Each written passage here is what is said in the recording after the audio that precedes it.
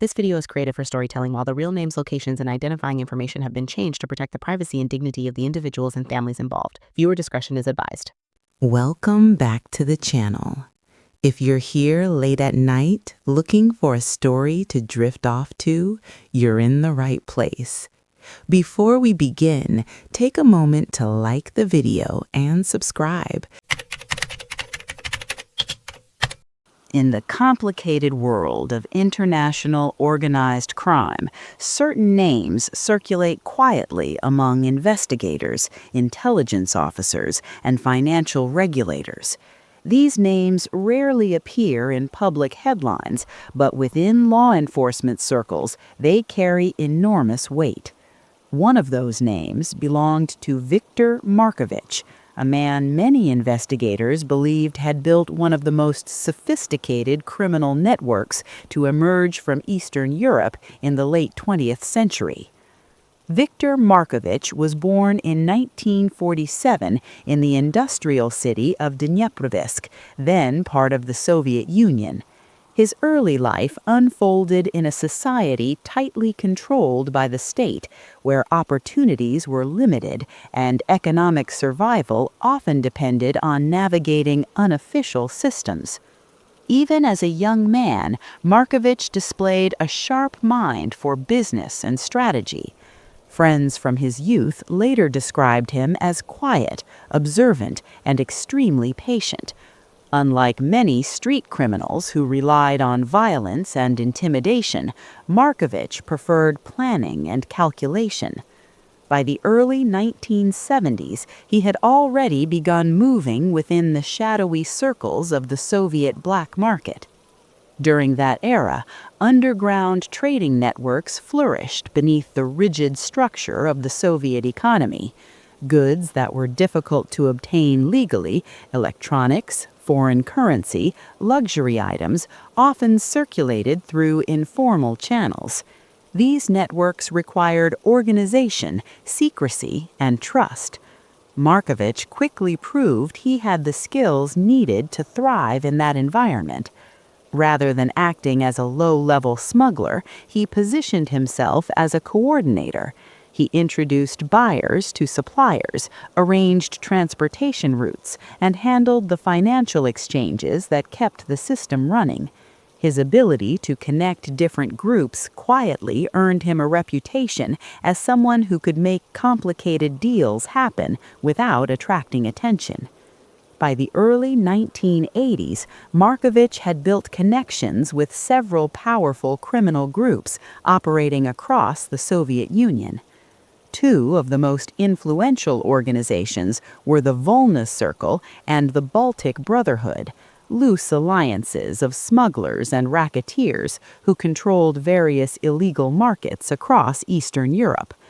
Markovich worked with both groups. Instead of choosing one side, he acted as a bridge between them.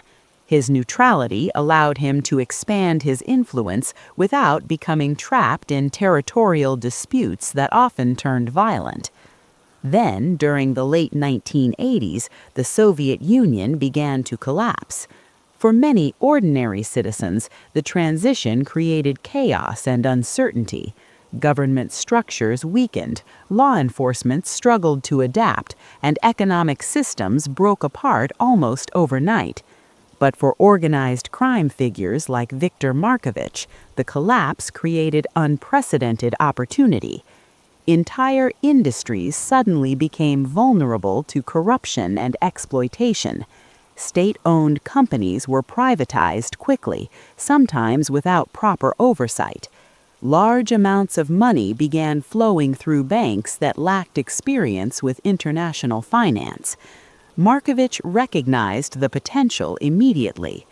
Rather than focusing solely on smuggling or extortion, he began building something far more complex, an international financial network designed to move enormous amounts of money across borders while hiding its true origins. To accomplish this, he established dozens of shell companies across Eastern Europe. On paper, these businesses appeared completely legitimate. Some were listed as trading firms, others as manufacturing companies, and a few even presented themselves as technology enterprises. They opened bank accounts, hired small staffs, and conducted minor legal transactions to maintain the appearance of real activity. Behind the scenes, however, these companies served a different purpose. They allowed Markovich to move money through multiple layers of financial institutions, making it extremely difficult for investigators to trace the source of the funds. This process, known as money laundering, quickly became the backbone of his growing empire. Through these networks, Markovich handled profits from a wide range of criminal enterprises operating throughout Eastern Europe and beyond. Some groups paid him to clean their money. Others partnered directly with his organization in more complex operations. By the early 1990s, investigators across several countries had begun noticing unusual financial patterns linked to companies connected with Markovich. Yet proving his involvement remained extremely difficult. He rarely appeared in official records. Instead, he operated through trusted intermediaries who handled business on his behalf. While his public profile remained almost invisible, his influence quietly expanded across Europe and North America. During this time, Markovich developed a reputation among criminal groups as a strategist rather than an enforcer. He rarely resorted to violence and avoided unnecessary attention from authorities. His power came from financial control and the ability to connect criminal networks across different countries. One of the most ambitious schemes associated with Markovich emerged in the mid-1990s. In the United States, a company called North Star Dynamics suddenly began attracting attention from investors. The firm claimed to manufacture advanced industrial components used in specialized machinery. Its headquarters were located in Pennsylvania, and its executives promoted the company as a rapidly growing technology manufacturer with international partnerships. Investors were eager to participate. The company's stock value rose steadily as North Star announced large contracts and ambitious expansion plans. Financial analysts praised the firm for its strong growth and global connections. But behind the polished corporate image, something very different was happening. Investigators later suspected that North Star Dynamics had been quietly absorbed into Markovich's financial network.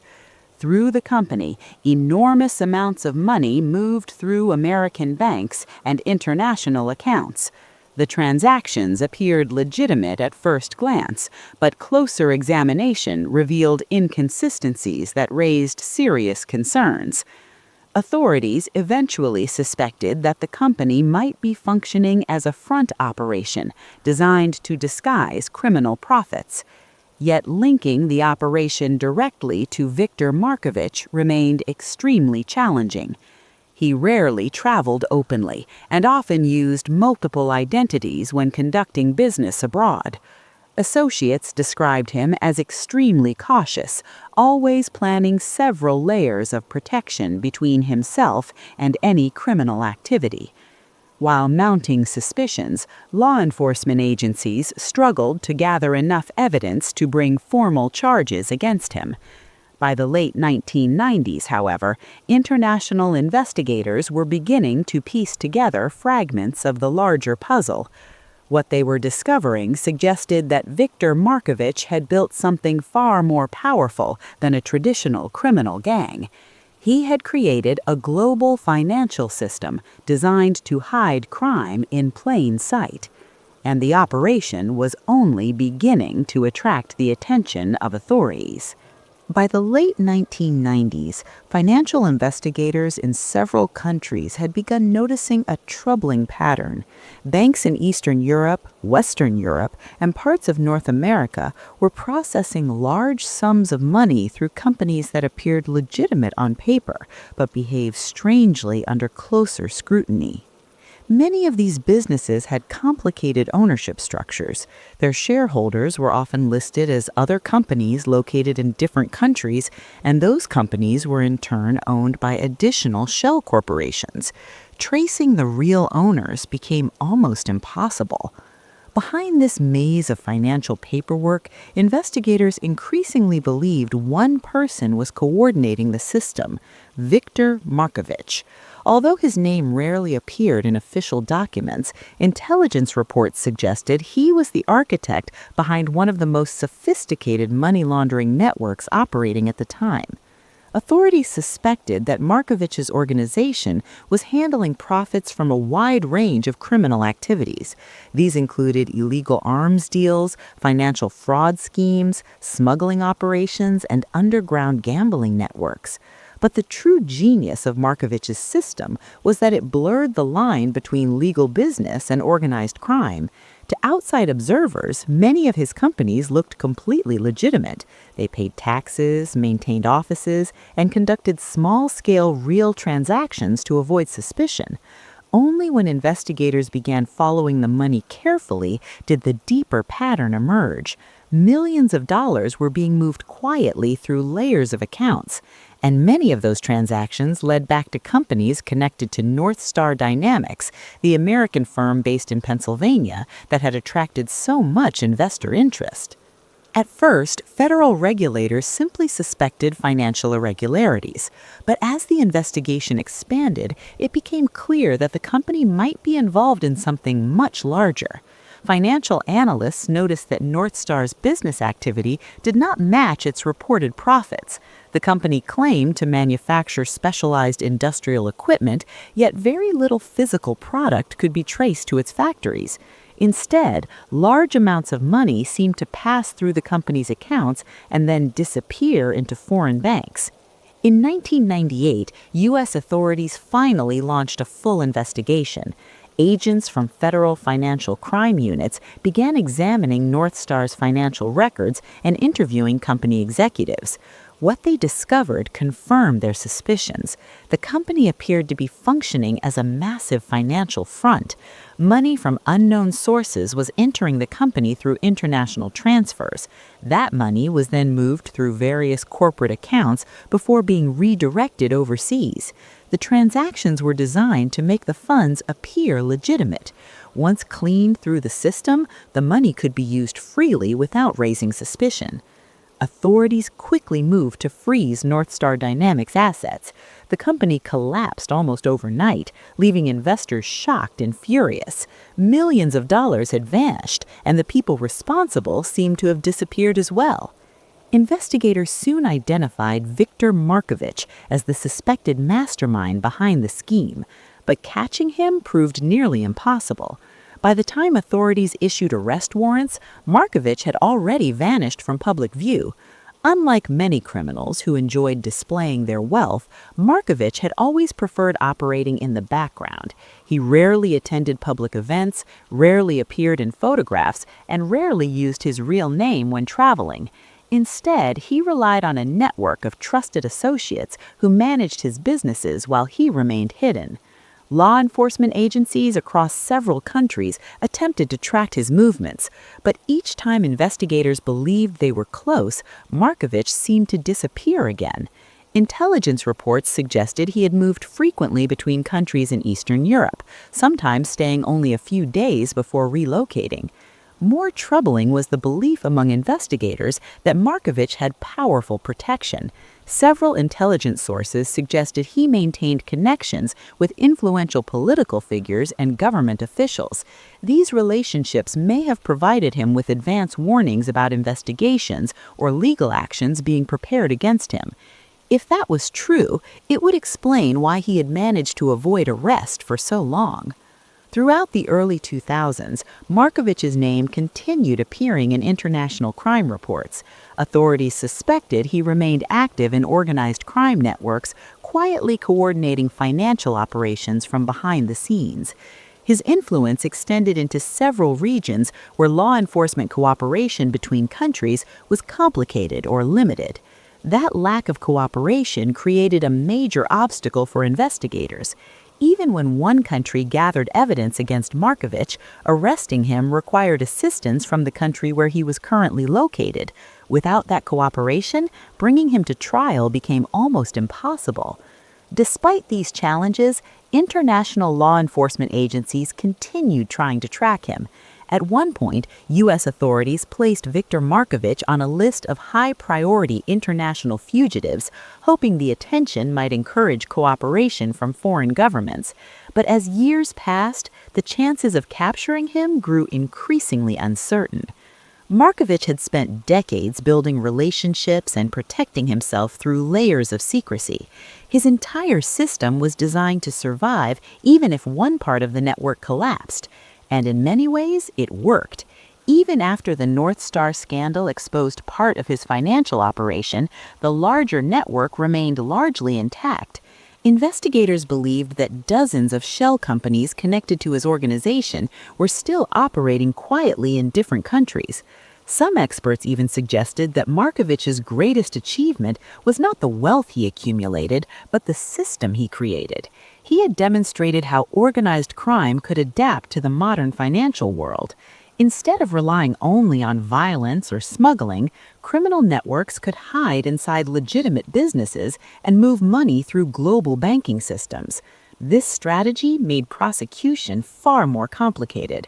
By the time authorities identified suspicious activity, the money had already moved through multiple countries and legal jurisdictions. Today, Viktor Markovich remains a mysterious figure in the history of international organized crime. Some investigators believe he eventually retired quietly, living under a new identity far from the public eye.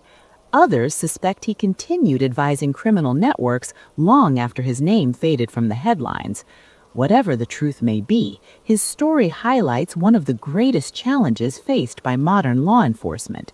In a world where money can cross borders in seconds, powerful criminals can hide behind corporations, financial systems, and international politics.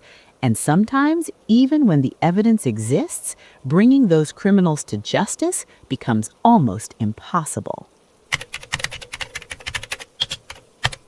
During the early 1970s, police forces across England were dealing with a growing problem that seemed to have no clear solution.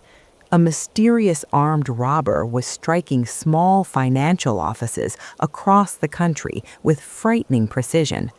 The man moved silently, dressed entirely in black, and appeared to study his targets for weeks before making his move. He left almost no evidence behind. To investigators, he became known by a chilling nickname, the Shadow. The man behind that name was Richard Hale, a quiet and deeply private individual whose life had begun in the industrial city of Halebridge, located in northern England. Richard Hale was born in 1937 to a working-class family. His childhood was unremarkable on the surface, but people who knew him later described him as a solitary boy who preferred structure and discipline over social interaction. In his early 20s, Hale joined the British Army, where he spent several years learning survival skills, marksmanship, and tactical planning. The military environment suited him well.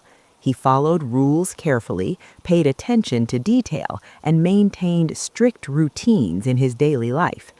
But after leaving the Army, Hale struggled to find a place in civilian society. He took several temporary jobs, but rarely stayed anywhere long. Over time, his life became increasingly isolated. He moved frequently, rarely formed close friendships, and spent long hours alone. It was during this period that Hale began committing small burglaries. At first, the crimes were simple. He targeted empty homes or quiet shops late at night, carefully entering and leaving without confrontation. What made Hale different from many burglars, however, was his patience. He often spent days studying a location before attempting a break-in. He observed security routines, watched how people moved through buildings, and carefully planned escape routes. By the early 1970s, investigators later estimated that Hale had committed hundreds of burglaries across different parts of the country. But the crimes did not remain small for long.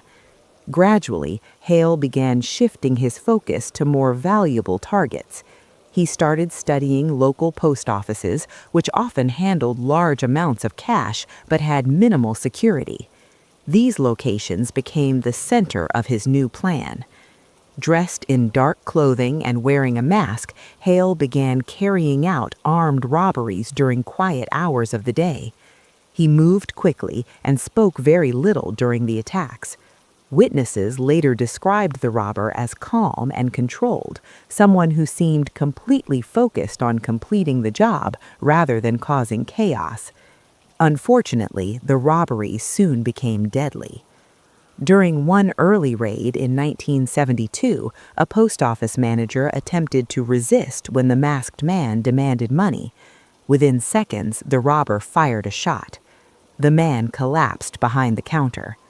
The attacker fled the scene with a bag of cash. When investigators arrived, they realized something disturbing. The robbery had been carefully planned, and the killer had left almost no trace behind.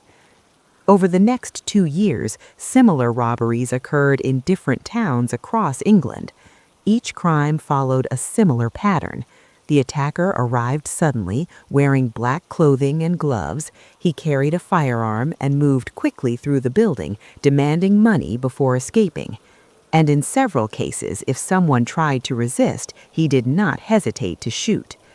As the number of incidents increased, police forces across multiple regions began sharing information. Ballistics reports suggested that the same weapon had been used in several robberies. Witness descriptions were also consistent. The robber always wore dark clothing, moved quietly, and avoided speaking whenever possible. It was during this period that journalists first began referring to the mysterious criminal as the Shadow. The name quickly spread through newspapers and television reports. Fear began growing among small-town businesses, particularly in places where cash-handling offices operated with limited security. Investigators believed the robber was extremely disciplined. He appeared to select locations carefully and often targeted towns far apart from each other, making it difficult for police to predict his next move. In total, authorities suspected he had committed dozens of armed robberies. But the crimes that truly horrified the public were the murders. Several post office employees had died during the robberies. Each death appeared cold and deliberate. The killer showed no sign of panic, no emotional reaction, and no hesitation. To the public, he seemed almost mechanical. But as shocking as those crimes were, something even darker was about to happen. In January 1975, a quiet community in Northwood County awoke to terrifying news. An 18-year-old girl named Emily Carter had disappeared from her family home during the night. Emily was the daughter of Harold Carter, a successful transportation company owner who was well known in the region. The Carter family was wealthy, respected, and widely recognized in their community. When Emily vanished, the entire town immediately mobilized to search for her. But the situation quickly took a sinister turn. Shortly after the disappearance, the Carter family received a message. The letter contained detailed ransom instructions demanding a large payment in exchange for Emily's safe return.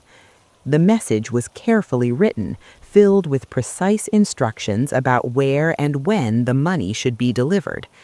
Police examining the note noticed something unsettling. The tone of the message suggested the kidnapper had planned the crime for a long time.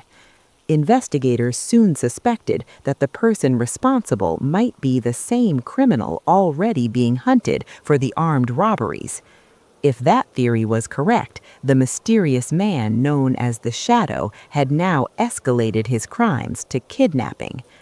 Authorities began coordinating one of the largest manhunts in British criminal history. But the kidnapper remained several steps ahead, and as the days passed, hope of rescuing Emily Carter began to fade. The search for Emily Carter consumed police forces across northern England.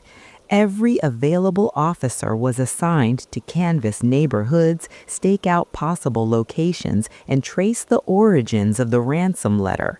Despite their best efforts, the shadow remained elusive, leaving behind no clues about his location or identity. Tragically, after several tense days, Emily's body was discovered in a disused underground drainage tunnel near Ashbourne, Staffordshire.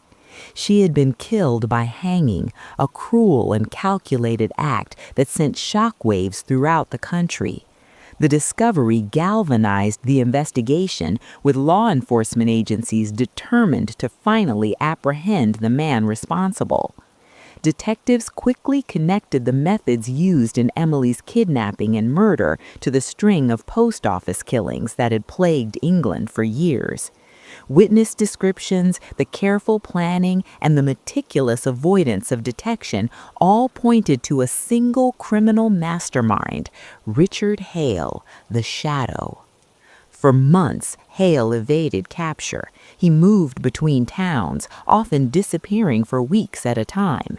His knowledge of surveillance and law enforcement patterns allowed him to slip through police nets repeatedly. Authorities were frustrated, realizing they were dealing with a criminal of extraordinary cunning and patience. Hale's ability to coordinate elaborate crimes while remaining invisible made him almost untouchable. However, his luck began to run out in late 1975. Police officers in Mansfield, Nottinghamshire, noticed a suspicious man acting nervously near a residential area. When officers approached him, Hale attempted to flee, resulting in a brief but violent struggle. He was eventually overpowered and arrested without incident to the public, marking the end of his reign of terror. During questioning, Hale displayed no remorse. He calmly recounted details of his crimes, explaining the meticulous planning that had gone into every robbery and murder. Investigators were both horrified and fascinated by his composure, which contrasted sharply with the brutality of his actions. Hale admitted to the post office murders and Emily Carter's abduction, revealing a mind that had studied every possible angle to avoid capture. In 1976, Hale's trial became a national sensation. Newspapers detailed the shadowy figure behind years of violent crime, while the public followed every courtroom development closely. Hale's defense attempted to plead insanity, arguing that his meticulous planning and antisocial behavior were the product of severe psychological disturbances. However, court-appointed psychiatrists found him to be sane, fully aware of his actions, and capable of distinguishing right from wrong. The court convicted Richard Hale of 4 counts of murder for the post office victims and 1 count of murder for Emily Carter. He was sentenced to life imprisonment without parole, with the judge declaring him a man of exceptional cunning and extraordinary danger to society. Hale's sentence reflected both the severity of his crimes and the threat he posed if ever released. Hale's life in prison was turbulent. He made multiple escape attempts, all of which failed, and frequently clashed with other inmates and guards. Despite his violent tendencies, he maintained a level of discipline and intelligence that allowed him to survive in prison where many others could not. Prison officials described him as highly manipulative, using charm and strategic behavior to navigate the social hierarchies within the institution. Over time, Hale faded from the headlines, but his story remained a chilling reminder of the capabilities of a calculated and methodical criminal. Books and documentaries chronicled his crimes, focusing on both the meticulous planning behind the post office murders and the tragic fate of Emily Carter. He became a case study in law enforcement circles on the dangers of underestimating criminals who combine intelligence with ruthlessness. Hale died in prison in 2011, still serving his life sentence, leaving behind a legacy of fear and devastation. His crimes had not only taken lives, but also changed the way police approached high-risk robberies, kidnappings, and violent crime investigations. The shadow remains a stark example of the calculated danger that an intelligent, patient, and remorseless criminal can pose. His story is remembered as a cautionary tale about vigilance, preparation, and the consequences of unchecked evil operating in plain sight.